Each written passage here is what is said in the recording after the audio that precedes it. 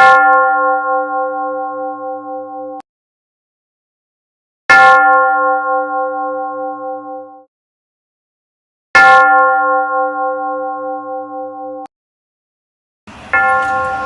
morning. Good morning.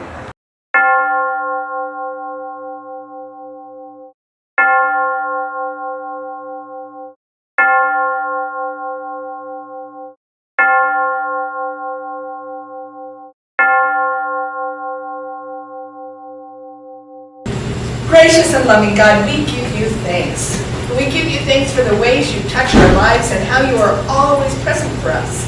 We give you thanks for always being here with us. And we thank you for the ways that you delight us and touch us and open us to you. We thank you for the thought. We thank you for the opportunity to be yours. And we offer our prayers to you in Jesus' name. Amen. Amen. All right, now I do believe there's some children here who are going off to children's church now.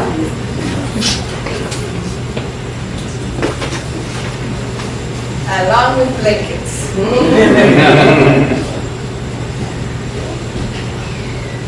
To hear the sermon today is one of the hardest sermons for people to sort of wrap their arms around. We've got to give everything away to get through and to get into heaven. And people think, well, but I don't want to give it all away. Well, surely if I just give a little bit away, just a little bit of stuff away, then I can get into heaven. We're not really sure, but we think if we just give maybe a little bit of ourselves. And I think that it's a lot like everything changes. That, you know, that moment when you came out, for those of you who did come out. You knew that when you came out, everybody in the world was going to hate you, right? And that your mom and dad would probably shut the door on you, your church would shut the door on you, and then everything would change. That's what used to be the old days. But it's the way it is for many of us still today. And I'm sure that when we think about this thing with Jesus about giving away your possessions, we also think that, well, what would happen to me? Everything will change. Everything will change. And it's hard to think about giving things away when we've worked really hard for them, when we have accumulated and accumulated. Now, you've been going with me on a journey as I have been trying to simplify my lives, and then this comes up, and I think, well, okay, this is clear. We continue to work on simplifying our lives. I really think that it's about attachment. We feel so attached to our things. We start to make them God. We put our things in this sacred place. Well, I have to protect my things. Instead of thinking about how do we care for one another. Instead of thinking about how do we care for our hearts. How do we think about God. Instead, we have these possessions that we just keep acquiring, and we look at and say, well, look at that. Did you see the art I have on my walls? Did you? Huh? Yeah. Wow. Pretty impressive, isn't it? Yeah. It means nothing. Think about it. If you had a fire in your house, what would you do? Right now. Rebecca will be so happy.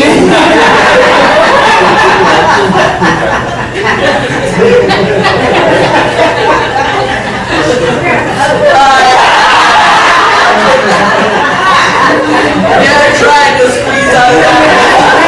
See it. If she was home. So, we all have that place. What would you grab? Would you grab that art? Would you grab all those shoes that you've got?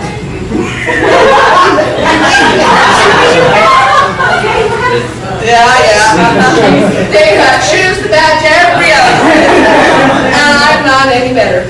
So, would you grab the shoes, or would you want to make sure that the really precious things in your life are on the way out that door? Like your partner.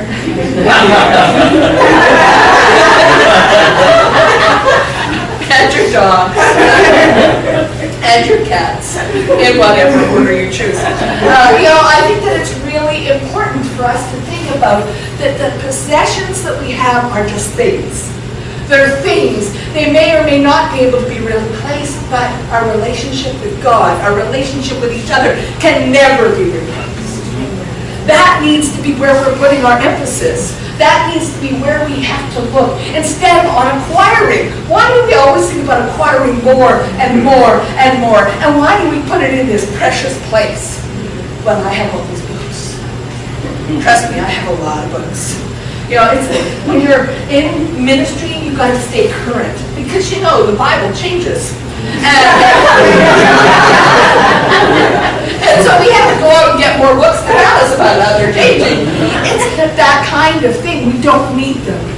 We really don't need all this stuff. And I think that Jesus is saying that we have to start to change our priorities. That we have all this stuff that's our priorities. And we need to look at the person who's next to us who's hungry. You know, we turn our back on poverty. We turn our back on people who need. We turn our back that there's no fresh water in most of the world. We turn our back on that. And yet we feel fine about having matching shoes. We feel fine about getting more things. And really, what we need to be doing is caring, is taking our excess. And we have excess. Believe me, we have excess. I have seen you all show up in church in different outfits. I know it. We all have excess. We have more than we need. And there are people that need what we have. Jesus is calling us to be community, not individuals. Somehow we've come into this world, we started off having to work together. Towns worked together when they came into this country. When people came, they worked as community to feed everyone. Farms were there for everyone. You tried to care for each other. First Nations people, we always cared for each other. Nobody was going to get a deer and keep one whole deer. It would go bad. But we do just that. We take food and we let it go to waste. And we're trying to change that in our little community by setting up the pantry, but that's not enough. There are farms where they take and they dump the food because there's too much of it. Oh, too many tomatoes this year, let's dump them. Oh, too many eggs, because they want to keep the prices level. We don't have to do that. We can feed the nations hungry on what we throw away. We can feed the world on what we eat that's excess. Trust me, I know about that too. You know, it's this stuff that we're doing, this stuff that we are allowing to happen in this country, in our own cities, the throwing away of food. That alone, we should be doing something about. We shouldn't be allowing it. We should make sure that that food gets into somebody's hands that needs it.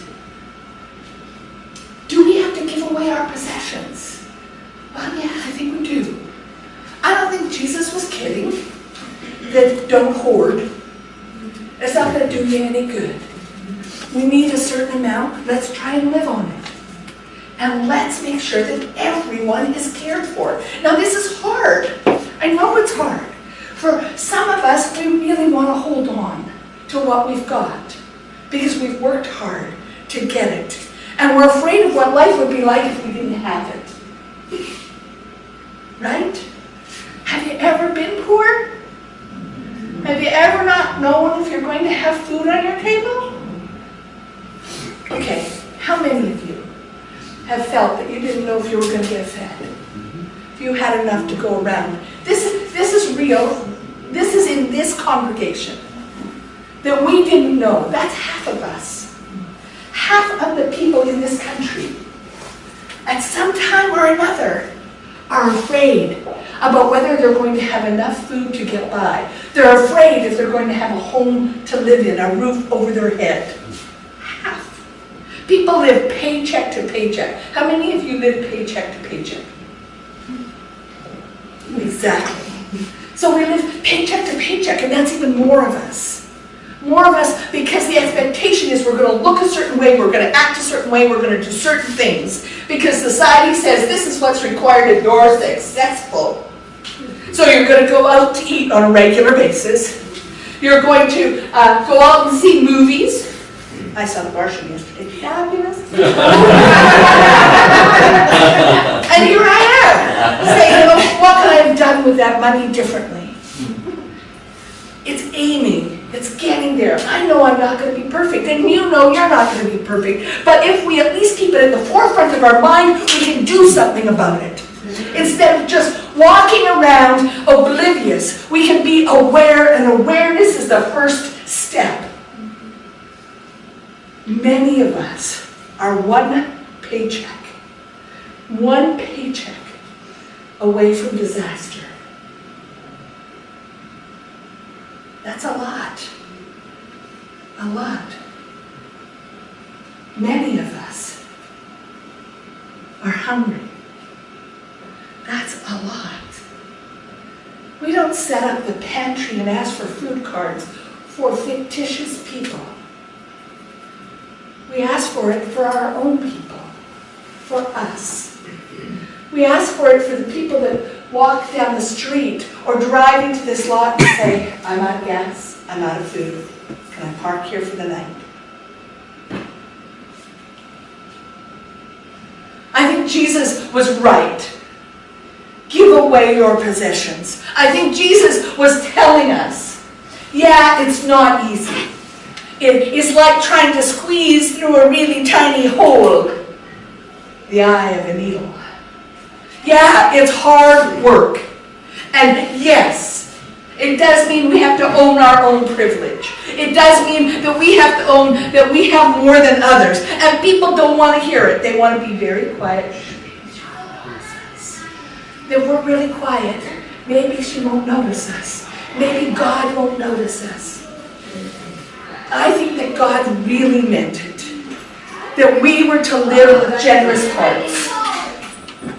Generous hearts. We have to stop and think. We have to care. We have to be more deliberate about what we're doing with the resources that we have been given. We have to stop and think before we go and we spend more money on more stuff and more things. We have to stop and think, is there somebody here who needs it more than I need this? And there are people that need it. Always more than I need it. I have more than I need. Do any of you have more than you need? Yes. Yeah. So maybe it's time. Maybe it's time we start to take stock of that and start to share it out a little. Maybe it's time that we can take a little step and be reckless and give things away. Maybe it's time that we can live simply so others can simply live. So we can live simply. Simply so others can simply live. Because right now they're not. Right now they're not. Jesus wants us to hear that. That this isn't about saying, okay, here's my bank account. This is about living with deliberate actions. This is about being aware that possessions aren't God. It's about being aware that we need to stop what we're doing, the craziness of what we're doing, the craziness of consumption, and start looking at where need is and putting our money and our effort and us there. Right there. I would much rather say I get to keep everything and hoard it. It's much easier. It's all mine. I never have to look a poor person in the eyes. It's much easier to put on blinders and say, this is the route that I'm going, aren't I fabulous? It's hard when we have to look at ourselves and realize that we're part of the problem. It's hard when we have to look at ourselves and say, you know, well, maybe I haven't been living as generously as I could. It's hard. When we look in our hearts and we think, maybe I'm not the person I think I am. I have to give more. Maybe need to listen to God. Maybe we can become that community again, that kind of community that cares for one another. You know, when you think about communes, do you know what a commune is? Okay, some know what a commune is, and some don't know what a commune is. Do you know what a kibbutz is? Okay, never heard of a kibbutz. Okay, in Israel, there's kibbutzes. That's where I first heard of them. And kibbutzes were communities where people would all go and they would live, they would work together, they would raise food together, they would care for one another.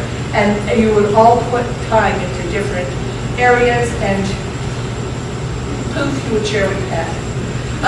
A commune is similar in that you can all work together. So are co-ops, where you all become a part owner of the co-op and you bring your goods together. It's kind of that kind of where you care for one another, where you actually bring things together and you grow things together, and if you're good at something, you do what you're good at, and the others can benefit from it. There's not a lot of money that changes hands, but there's a lot of care, there's a lot of produce, there's a lot of mending, there's a lot of whatever is needed. I think that Jesus brought a deliberate community around himself. He traveled with a deliberate community. And everywhere he went, he brought that community together. Everywhere he went, they were en masse. Everywhere they went, they stood together. They struggled together.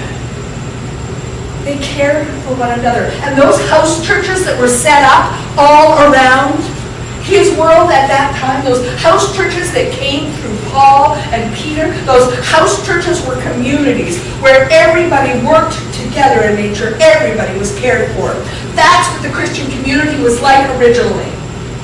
That's what it was like. We've let it slide. We've set up buildings, edifices that we can't afford, churches that are left empty most of the time. That's not what Jesus called us to do. You know, I would like this sermon to be light, uplifting, fun. And the truth is that sometimes we need the hard talk.